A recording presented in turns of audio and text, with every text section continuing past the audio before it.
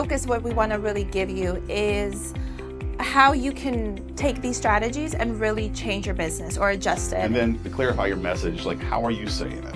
And how are you talking to those people individually? And this is my side. This is how I got in. I was like Gary V, Mad Men, feet up on a desk, smoke a cigar, which I do that. You have to be specific with a goal and reason in mind on why you are on a platform.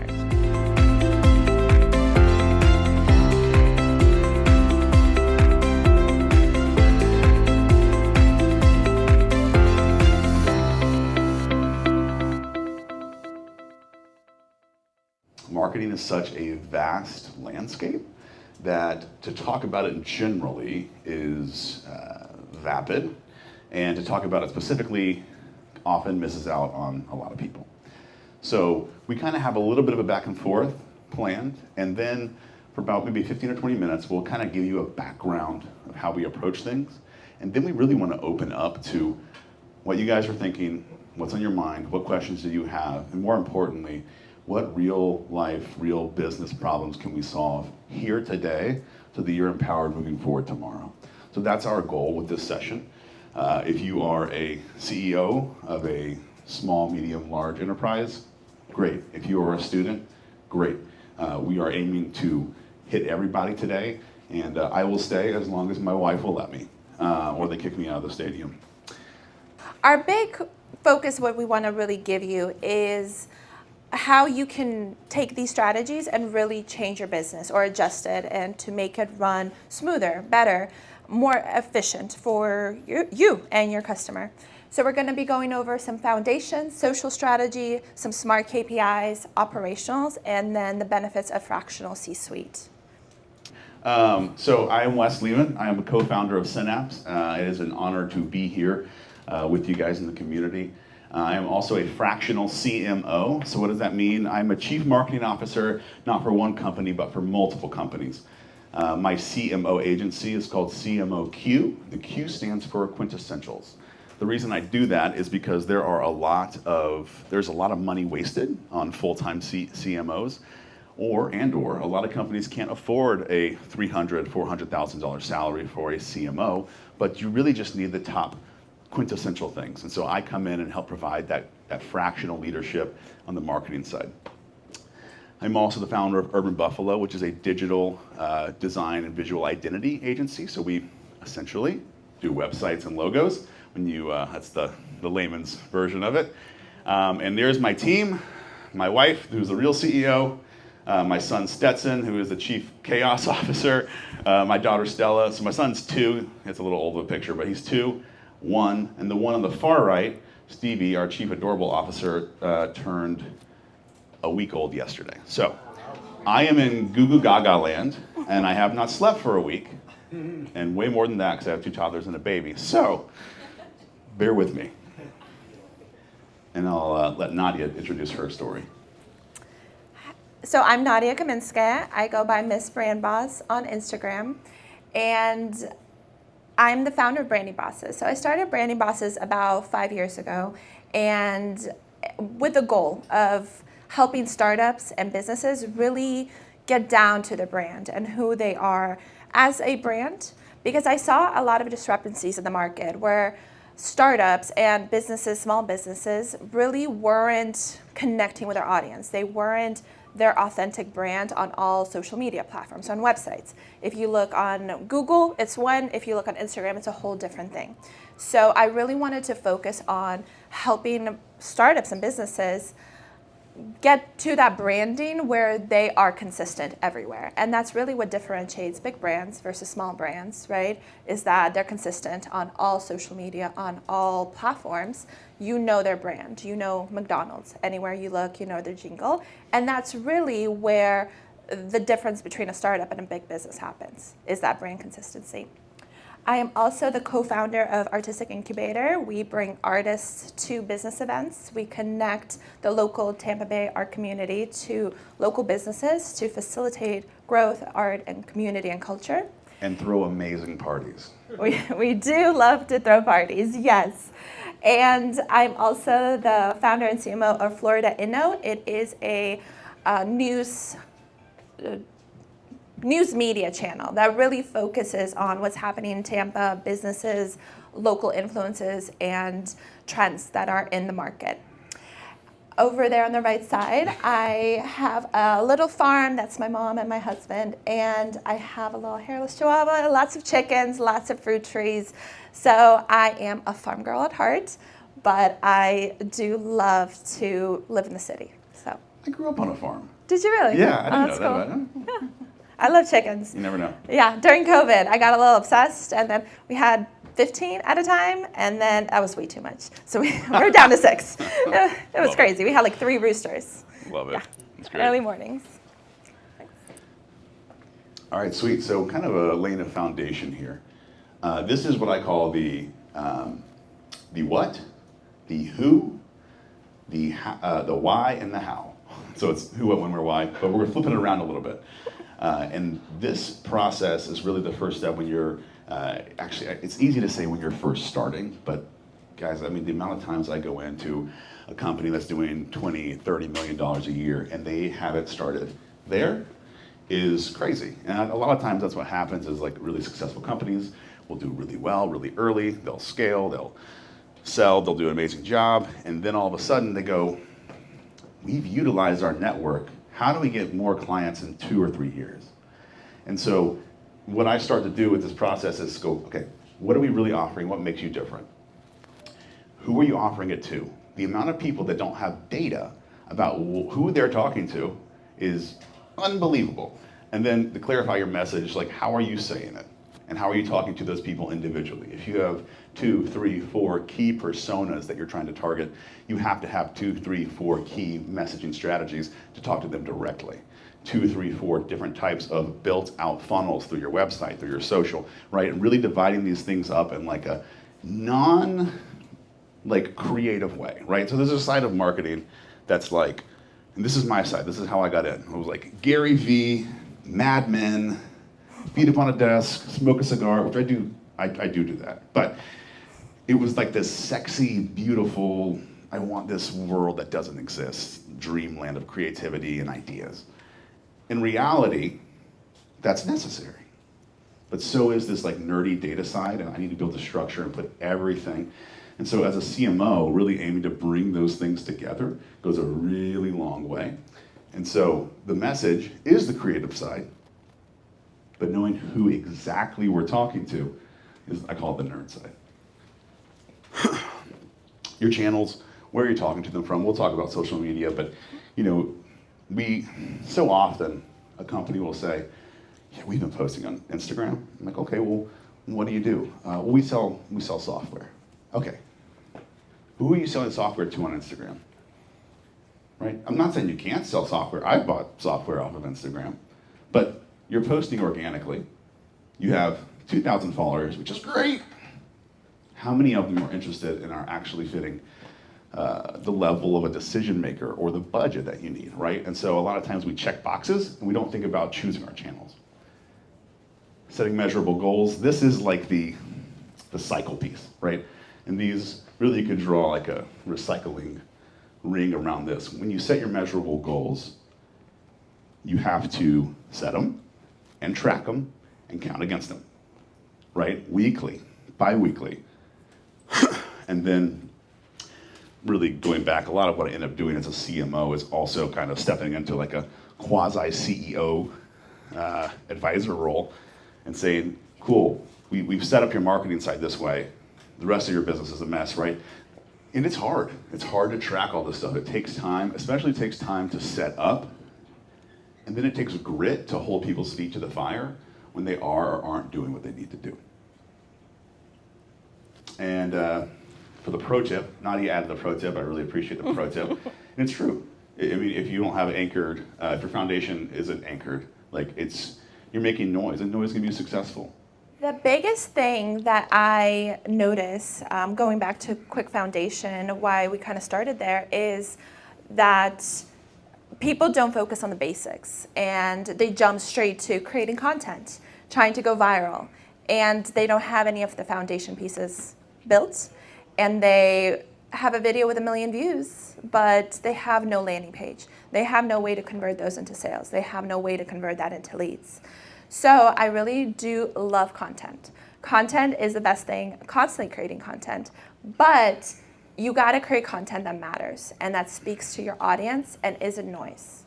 So just like Wes mentioned, if you are on Instagram, why? If you're on TikTok, why? You have to be specific with a goal and a reason in mind on why you are on a platform. Your goal is not to be everywhere at once. Your goal is not to try to talk to everybody. You have to narrow down who you're talking to and why you're talking to them, and then create content for that. If you are creating content just for the sake of creating content, you are wasting your time, you're wasting your team's time. You are creating a funnel where it's going to lead to exhaustion. It's going to lead to your team quitting, your team being tired, your team having fatigue. So that is the biggest thing. And I see so many companies lose money, lose talent, lose time for the fact that they are creating content to create content. The next tip is you want to have a repeatable framework. So whenever you're creating content, don't just try to get in front of a camera and start recording. That is great if you are just starting out or you're practicing. But if you're trying to reach a target, if you're trying to go viral, if you're trying to create content that's going to convert, you want to focus on having a framework, whether it's a hook, whether it's a specific way that you want to talk to your audience. And a lot of that goes back into research and knowing your foundation and knowing what you're measuring. Are you wanting messages? Are you wanting DMs? Are you wanting likes? What are those KPIs? And I know we'll talk more about KPIs, but you have to set KPIs for everything you do. Also, content isn't just a vibe. Content is meant to be a funnel for your business, whether it's generating leads, generating interest, generating a sales funnel for your team to close. It can't just be random, I want to create content to create content. I had a client call me yesterday and say, I don't think I'm recording enough videos. She's like, I'm going to start recording a video every day and going live. I'm like, that's great, but why? Who are you talking to? Why are you going to do that? Why are you going to waste so much time instead of preparing your content, preparing all your scripts, and then batch recording it once every 2 weeks? And then having enough content. I'm like, you're going to waste so much time and effort out of your day instead of running your company to create these videos. And she goes, you're right. I don't know. It's just a panic. And I think right now we live in such a trend and viral focused community where everybody just thinks they need to be pumping out content, and if they're not, they're failing somehow. And that isn't the case. And I really like to focus on content, not just being for funsies. And another thing is I notice a lot on social media, and I know clients before starting to work with us do this a lot. They're just projecting what they do. We're here, we do this, we do that. They're not starting conversations. They're not engaging their audience. They're not doing anything that's going to make people stop, listen, and engage. They're not doing anything that's going to start a conversation. That is so important in the marketing world right now, especially on social media. And then this is one of my favorites. Educate for authority, entertain for reach, and convert with proof. So if you do have a team that's creating content for you, or if you're just doing it yourself, put your content into different batches where they are generating you different results based on your KPIs and your goals. And your goal can be to reach a new audience, to reach new heights, to go viral. That can be a goal. But if it's just your only goal, you're going to have a really hard time scaling your content. And then pro tip, don't chase trends. Chase trust, consistency, and clarity. And also credibility, right? You want to present yourself as a business that people can trust and work with, not a business that can just do a fun viral TikTok dance, which is fun also. But there's also uses for each of those things. Yeah, for sure. Okay, how many business owners do we have in here? CEOs, business owners, executives? Okay. For the people that raise their hands, how many of y'all are tracking detailed, documented KPIs for your marketing? Raise them high. Only the people that are doing it should be proud. So, okay, just a very small percentage, right? And great job for the 2.5 of you. There's so many areas that go with this. Someone who raised it, can I pick on you? Yeah, sure. What type of metrics do you use? So I track audience growth month over month, because if you don't track it, you don't know where you can improve or where you can chill out a little bit. What's your business? So I have a financial media company and a financial education company. So I create content to get people to know I exist, and then I track my channel. You track audience growth because consumption is your product. Yes. Okay, beautiful, beautiful. Any other data you track? So on my website, I track SEO. So I'll track my domain authority month over month and my backlinks month over month. Nice. I'll track engagement for brands. So I'll just take like the average. That's helpful to just see that I have some kind of growth where I need to double down or where I should improve. That's awesome. KPIs are, and for those who are just, I hate the lingo, TBH, about KPIs. When I started being an entrepreneur, I just dropped out of college and said, screw it.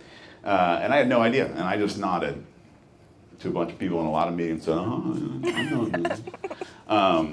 it's a key performance indicator. It's, are you doing good or are you not? Let's set a goal to measure by, and then we can say, we're in the green, we're in the red. That can be email opens, that can be followers, that can be click-through rate, that can be conversion rate, right? And it goes across, there's really not a part of marketing that isn't actually possible to track by data. Even billboards, although it can be expensive, can be tracked by like how many cars are going by, using certain types of tech to track like where people were when they searched, and then checking that against the bill, right? Everything's trackable except for print. Sorry newspapers. And I can't tell you how many times I've gone into a company who's doing many monies, and I go, where are you putting most of your budget? We're putting $150K to print. And I say, okay, what's your return? And they say, well, we're doing good. Okay. And they're not tracking phone calls. They're not tracking where phone calls came from.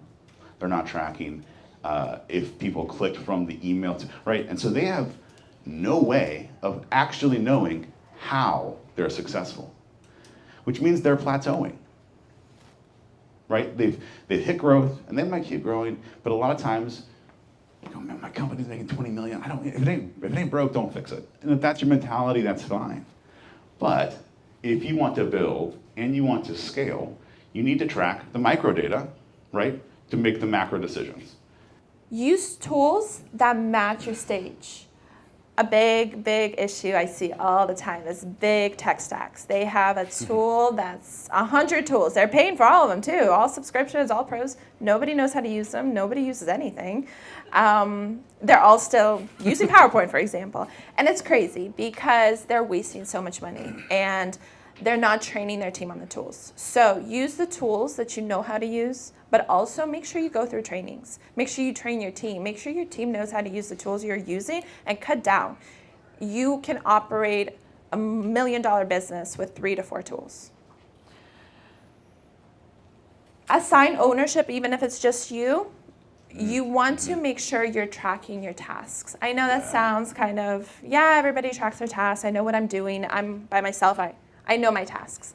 Whenever you start tracking your tasks, you can see the analytics. You can base it on KPIs. How much am I getting done in a week? What did I accomplish? And then whenever you hire someone to fill that role for you, you're able to say, okay, I know what it takes. I know how long it'll take them. And I can set attainable goals for my team. Can I add something in there? I can't tell you how many times we've taken on a new project, and I'll talk to my wife and be like, we said yes to this new thing. And she's like, well, isn't your plate full? Like, aren't you fully booked? I'm like, well, it'll take a few hours, right? And then all of a sudden, there's a tech issue, and the data pixel is not tracking the Facebook ads. And so you're talking to 3 different companies trying to figure out, why isn't this working? And you spend about 3 days, and you go, ooh.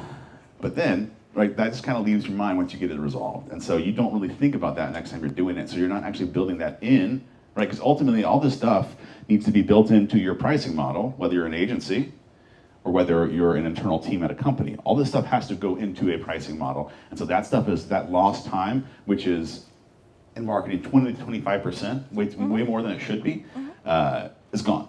And it's not tracked. So just to reemphasize that point. It's losing money. I mean, business is money. We're in here to make money, right? We're not in here to create content for fun, which we can, but My big thing I see a lot of companies do is they're scheduling like freelancers. They're scheduling week to week, day to day. They don't know what they're doing tomorrow. You need to have a month out. Whenever you're working with CMOs, they're going to want to see a month of content, 3 months of plans. So that way they're able to scale. That way they're able to adjust. That way they're not bogged down with the day to day and they're not losing money, right? And they're not losing and their team due to that burnout and churn rate. And then the biggest thing is build your marketing machine in layers. Don't try to do everything at once. Yeah. Don't try to send emails, send text, social media 3 times a day, YouTube channels, podcasts. That is so much. That is so much if you do not have a system and you do not have a foundation. You want to start slow and you want to build. And if you're doing this right now, if your business is currently running on all cylinders posting, take a look at your KPIs. Are they generating the results you want? If they're not, take a moment, take a step back, look at everything you're doing and analyze what's working, what's not. Go back to your core of what is working, what's converting. Make sure that's systemized, planned out, and then add on one by one. We are so loquacious that we have 15 minutes left. Oh, wow. Do you want to jump to Q&A? Yeah. Can I have a question? Yeah, on this? absolutely. You jump for us. You mentioned that you don't need tons of 3 different programs that could help. Do you recommend those 3? You have Notion, Canva, and Metricool can run $1 million. Those are the 3 you would recommend most? I would. And they have a AI layer to all of them that is extremely helpful. So yeah, I would. Do you want to go through the 2 slides in like 2 minutes? Sure, yeah. Let's breeze them. Hit us, Vanna White. Oh, go back one. One back. The lag. What a tech conference. Just kidding. Just kidding. Okay, yeah. I mean, this comes down to a single analogy in my world, which is there a captain on your marketing boat? Right? You can get somewhere without having a captain, but a captain needs to go to sleep. He's not always at the steering wheel. He needs to be able to look at maps. He needs to be able to strategize. He needs to be able to make calls for the team. And it's super important. If you don't have one, get one. Talk to someone for free. Like, start somewhere, but you will be wasting your time and money if you don't have a marketing captain, for sure. I second that. So the next slide is all about AI. So the reason why I put this slide in here is because I see so many issues with people using AI. Everything sounding like AI now. Everybody's sounding the same on social media. Such a bad thing for your business to be doing if you are solely relying on your AI to be your CMO. You cannot rely on AI to think like you, strategize like you. You can teach it. You can help it be your team member, your person you bounce ideas off, improving the time workflow that you have, whether it's creating content, copywriting, but don't let AI replace you. And we're not just saying that to save our butts, okay? It truly We're not. replace. But look at social media Yeah. nowadays. If you look at small accounts, small creators, and you start reading their captions, even LinkedIn, everything is sounding the same. I can tell right now when a post is created by AI in a few seconds because of nobody's training them properly. So they're just using them as their base model, and you're running into content that all sounds the same, copy that all sounds the same. And Google does not pick up that SEO very well. So. Yeah. And I'm already starting to see websites and different type of platforms have a tag that says, no AI was used. So, I mean, if you're going to go buy a car, are you going to buy it from AI or a person talking to you? Are you still there? Okay.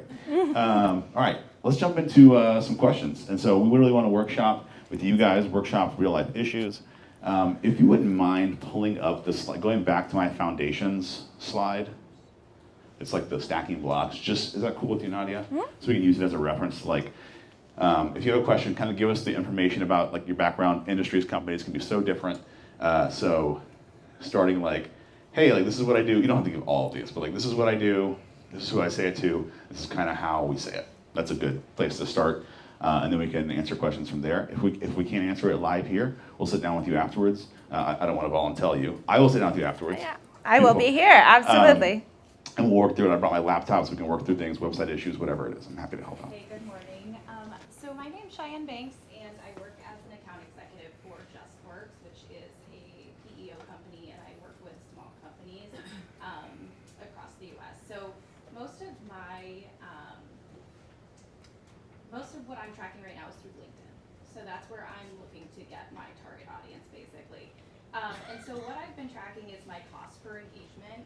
So let's say like my spend for boosting a post on LinkedIn would be $1,000, right? And my cost of engagement is 88 cents on one, and then $1.16 on another.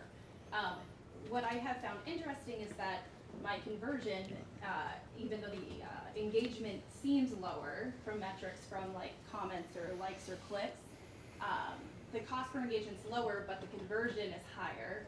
I'm just trying to figure out exactly what I want to be looking at. So do I want to be looking at reactions to my posts, comments, clicks through the website that I'm sharing or the article that I'm sharing? What's the most important thing for me to be looking at? You use the word conversion, and just like everything in marketing, one word can mean a lot of things. What do you mean by conversion? Conversion for me would be like a meeting booked with a potential client. Cool. If you booked 100 meetings on one post and got one like, would you be okay with that? I would be thrilled. I think that's your answer. Does that help? Does that make sense? I don't know if there's much. I mean, obviously, the algorithm is it's kind of like a snowball effect. Like the more engagement you get, the more you're going to get. But if you're looking for a single most important metric, right? Yeah, I guess I'm looking for a metric, but also efficiency.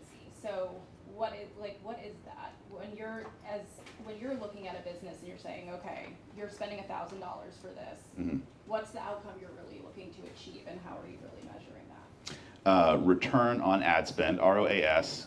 Bob Dixon, are you in here? He walked out.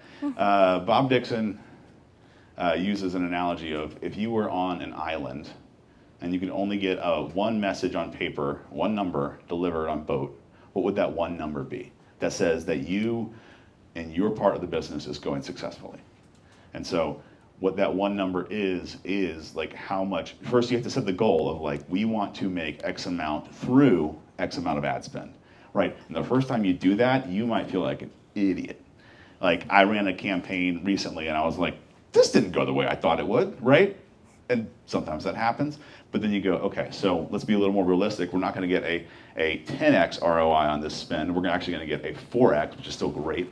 So we're gonna do this, and then we're gonna, so that's how I would start to approach that, of like, just looking at that hard, and because ultimately, your feet are gonna be held to the fire by how much money you are bringing in.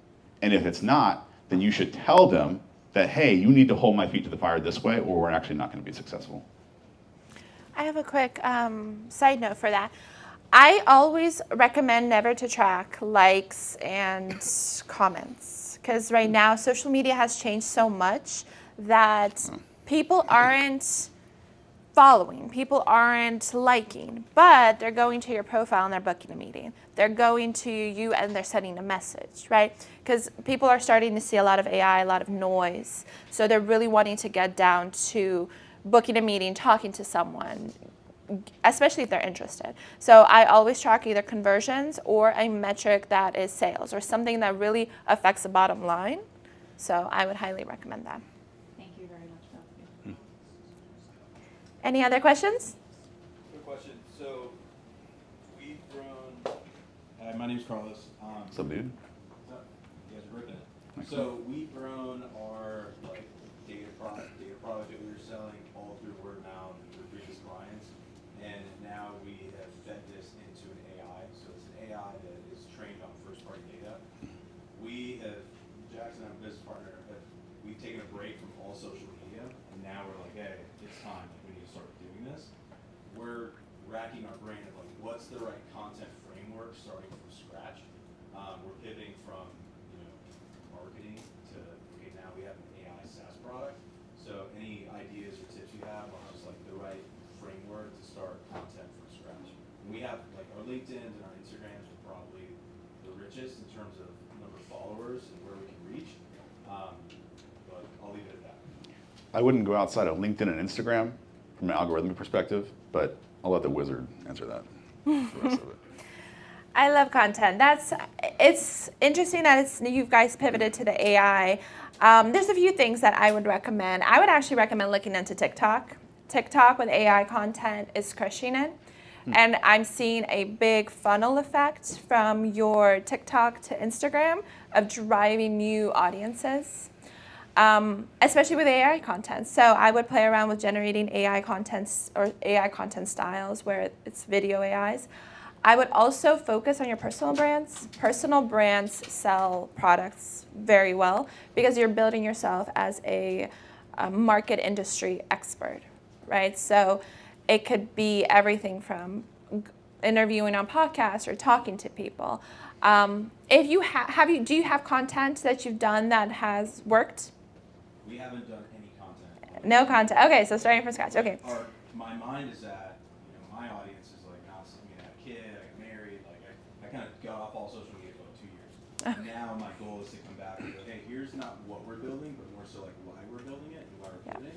And that's kind of like where I want to start, because I think it's trust, it's credibility, but where to go from there to get into like a repeatable method of like, hey, if we can build content on these 4 pillars, like it's going to be easy to schedule a month out. We're trying to decide, hey, what are the 4 pillars, right? If we just show video of AI working, like it's going to be Scheduling a month out is beautiful. I'll give you $100 if you can schedule a month out with your content.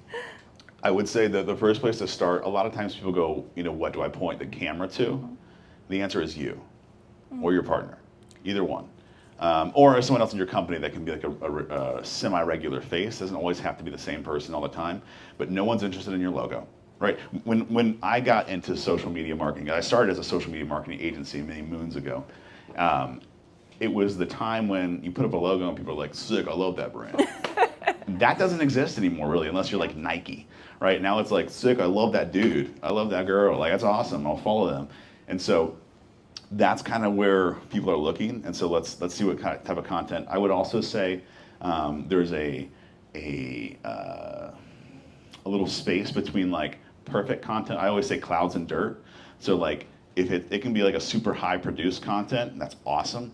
It can be really low quality content from like a film perspective, but that's actually really good because you're taking your phone like this. No one's expecting anything except for your face to be right there, right?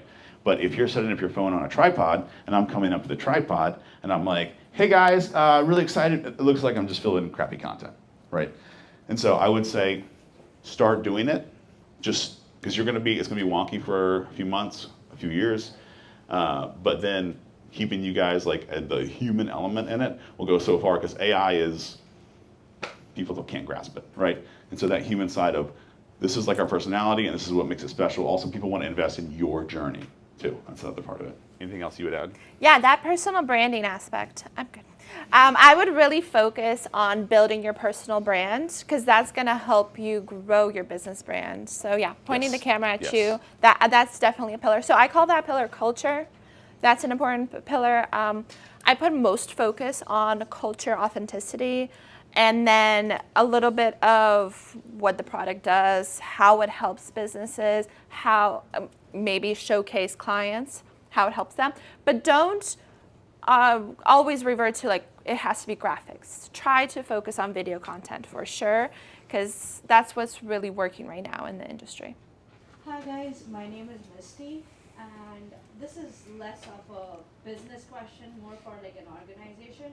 So I'm part of a student organization and I'm the marketing VP, and we just started in January, and right now we are not getting as many people to our events as we were expecting by posting our content. So do you have any tips on like how probably we can boost our like reach and get more people to send events? Yeah. You want to go first? This is you. This is your wheelhouse. So when I was at USF and I was doing my master's program, I ran the GBA, Graduate Business Association, for a while. They had a very, very similar problem. So the biggest thing with school organizations or school events is there's so much noise. There's so many things happening on campus. There's so many interactive activities, so many groups. The biggest thing that helped us is partnering with the school and talking to them about like just being out in the general area to be able to talk to people. So getting out in the community was the number one marketing kind of tactic we used. And that escalated us getting people to the events. The other one was getting a professor to kind of say, hey, there's a bonus if you go to these events, or get involved, right? If a professor that is a spokesperson helps get students there, they'll go there because they'll get a extra point, but they'll come back because they liked the event, they liked the organization. And then also using your personal brands, right? Posting it not just on the community organization, but posting it on your personal LinkedIn's, personal that. It's an interesting kind of thing, but if you are really wanting to bring more people to the organization, that's how I did it. I used those kind of 3 tactics. Are you at USF? Yes. Are you a marketing major? I'm actually an environmental engineering major. Oh, that's awesome. That's way cooler. But I have no connection to marketing, but I really like marketing, and that's why I applied for the position and I just got it. Oh, fun. Congrats, that's awesome. Yeah. And record videos. Whenever you have events, just record fun videos. Make it fun. In college, people want to go to events that are fun, that are going to be interactive, that aren't going to be just another community event, right? So I would definitely incorporate those aspects into it. And I would also say, as I'm taking a picture, sometimes you have events, so doing Synapse and other types of events over the years, sometimes a lot of people don't show up. And you have a room of 3 people and you're like, shit. Should we do a game? Like, what do we do? And sometimes, or sometimes like, go, screw it, let's go to Chili's. Let's go, and like build relationships. Sometimes those like really small events actually become more powerful in the long run. Mm-hmm. Absolutely. It's all about building community. It's all about getting people engaged and involved. Okay, my type A side is taking over. It's 10:15. I am going to set up in the back. Not too far back, but far enough back that when this is a session here, we're not going to be annoying. I'll have my laptop. I'll have my LinkedIn open, the QR code that you can scan if you have to go to another session or go to get to something else right now. And we can set up, and you want to, obviously, we'll both set up back there and hang out. And you want to close? Sure. Vanessa, could you go to the very, very almost, never mind. Okay. Yep, we'll be in the back, but. Sorry, I gotta forget a slide. No, Sorry. You're good. No, it just had our little emails. Oh. If you guys want this presentation, email either Wes or Nadia. Just reach out to us. And I am also doing, if you want to talk about your business and your brand, on the 2nd floor, right by the Boop concierge thing as you come up the escalator, I have a little podcast booth area set up. You guys come down. We'll talk for a few minutes. We'll record it. That's Be sick. fun. Yeah. Cool. Yeah. Thank you guys so much. Thank you guys.